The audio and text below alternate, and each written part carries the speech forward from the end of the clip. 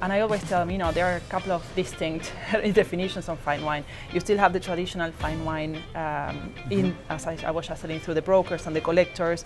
They are looking at the big names. They want the bottles to sell, and then they will increase in value. So they're looking at more from the trading point of view.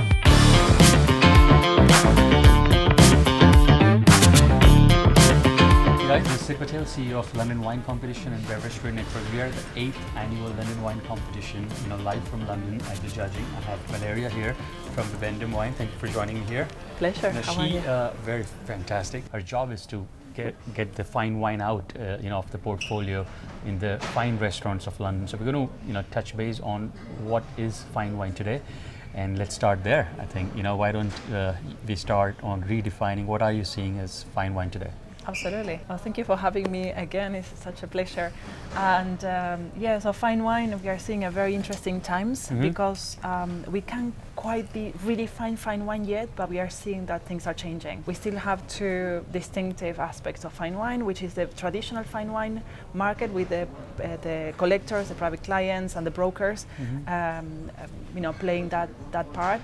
And then we have the fine wine market within the on-trade, which is very difficult to measure because a lot of the fine wine is secondary market. But in the on-trade also we've got a lot of new buyers, younger sommeliers. We've got the younger fine wine buyers or buyers in the restaurants who have not lived all that boom of fine wine, or maybe haven't had the access to taste those wines, or actually be immersed in that sector of the market. So we can see that there's change within the on-trade. There needs to be a change. We know that there needs to be a change in terms of, for example, the Bordeaux and Premier campaign. They have struggled for the last couple of years in terms of selling order allocations, and the negociants themselves, they are getting together and trying to find a way forward for the industry. We know that Burgundy has suffered quite a lot in the Premier campaigns as well. Prices have doubled over the last 5 years. Sommeliers, on the flip side, they are not happy with the increases, so they are looking for alternatives.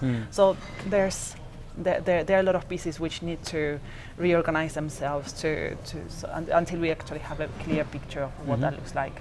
And still it's the old sort of appellations and countries that dominate the word fine wine? Yes. So when one of the questions that I get asked the most is, what is fine wine? So when I'm head of fine wine at Bibendum and I curate the fine wine list, so from producers, from clients, from consumers, I get asked this question. And I always tell them, there are a couple of distinct definitions of fine wine. You still have the traditional fine wine as I was just telling, through the brokers and the collectors. They're looking at the big names. They want the bottles to sell, and then they will increase in value. So they're looking at more from the trading point of view and from saving investment point of view. And investment.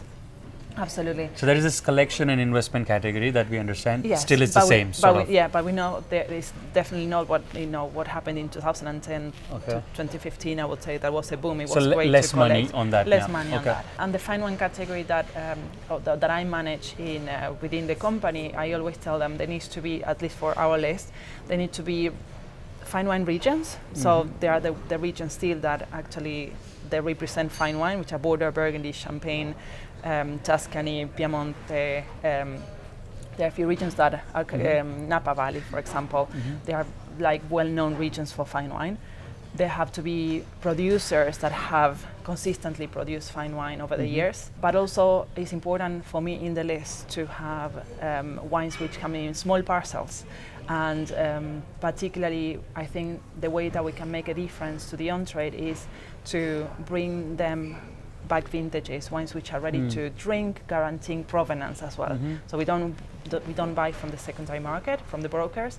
We have that relationship with the producers where we access their cellars, from Chateau Mouton and Chateau Lafite to Catena, Segna, Errázuriz, Chadwick, Mondavi, to bring those back vintages to them. So we do that aging for the customers, because we know that sommeliers nowadays, they are buying 2 bottles maybe of a fine wine. They don't buy the full cases anymore. And we want to make sure that the clients can taste the wines at its best as well. Very interesting. So I think it's very new for a winery to come into this space, because it has to, as you said, it has to have a legacy that you want to continue. That, okay, I bring you another vintage of the same and so on, right? Yes, yes, Okay. yes, absolutely. Having said that, what we are seeing is those. I don't really like the word new world, but just for clarity and to make this shorter, I'm seeing some of the new world wineries that have consistency made wine and they haven't quite made the fine wine world. We are seeing those coming into play. Catena Zapata is one of them that they are now recognized because they themselves are doing a whole back vintage campaign. They are showing, in all the ranges, not just the top end, but they are looking at their entry-level Catena Chardonnay, entry-level Catena Malbec. I think they are showing wines from the 90s. There are iconic producers which are coming out, which are going into that category. Absolutely, right? And they are showing how amazing the wines are at all levels.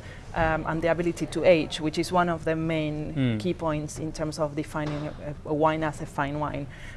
Same thing if you look at Errázuriz, Chadwick Senior, that were how much effort they've put around the world to bring Chile on the map as a producer of fine wine, because you have the Judgment of Berlin that they put together, where most of their wines they came between the top 3 among some of the most amazing wines of the world. And they've done that for 20 years, and it takes time. But I think those producers that have shown that consistency and they worked towards showing that their regions, their countries, they can produce some of the best wines in the world, they are starting to be appreciated, and they are starting to gain that space in the fine wine. Let's go on more on your role, right? Like building a winning portfolio of fine wine. How do you design a portfolio?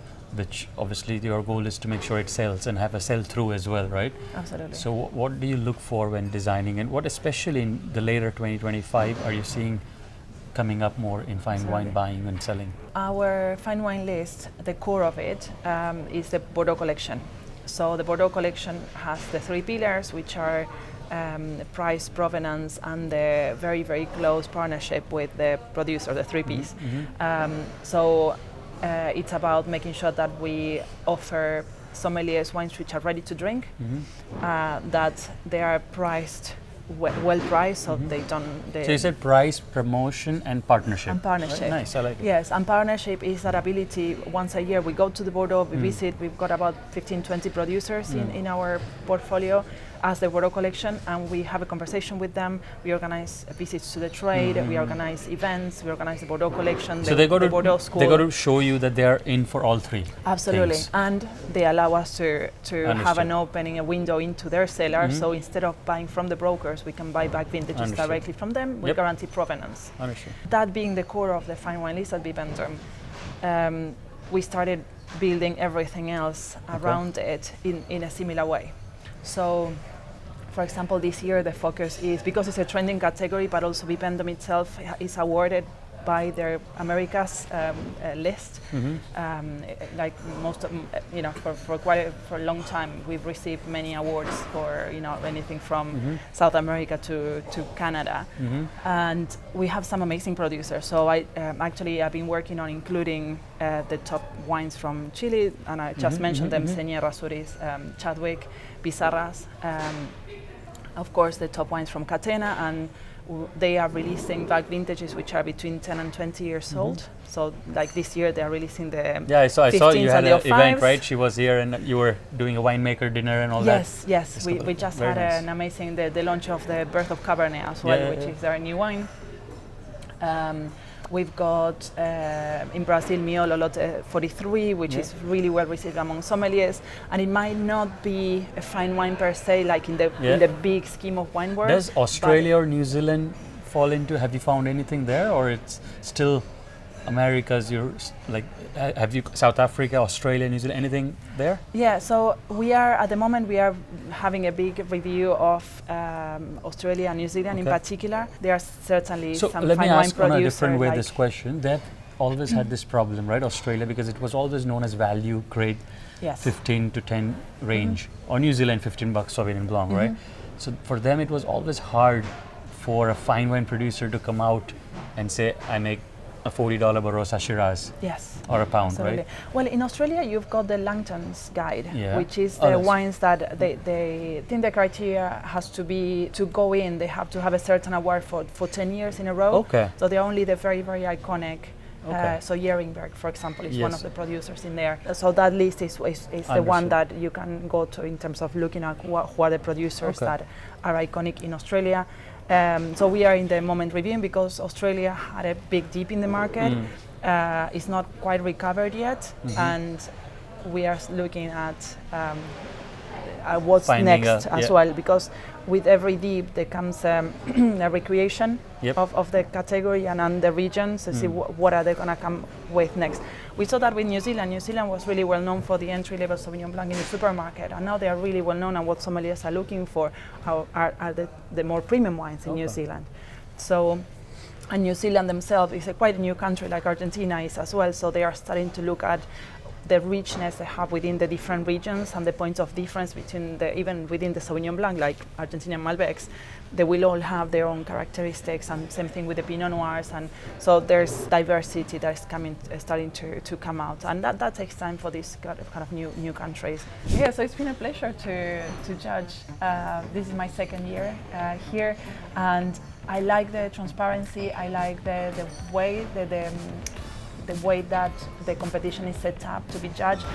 If you look around the room, you have some of the most amazing sommeliers and buyers. There's a lot of experience in this room. The fact that there's an aspect of the competition that is a blind tasting, and then we do get the opportunity to see what we have tasted and look at also the commercials in terms of the packaging and create an overall picture of what is having presented with, but also we get to speak to the producer. So all of us, we write a tasting note, we write notes, maybe the wine is amazing, but the packaging needs a little bit of work. We can say that, and that will be received by the producers. So it's there is although we don't meet the producers themselves, we know that is that feedback and that opportunity to interact with them and to make the industry better at the end of the day.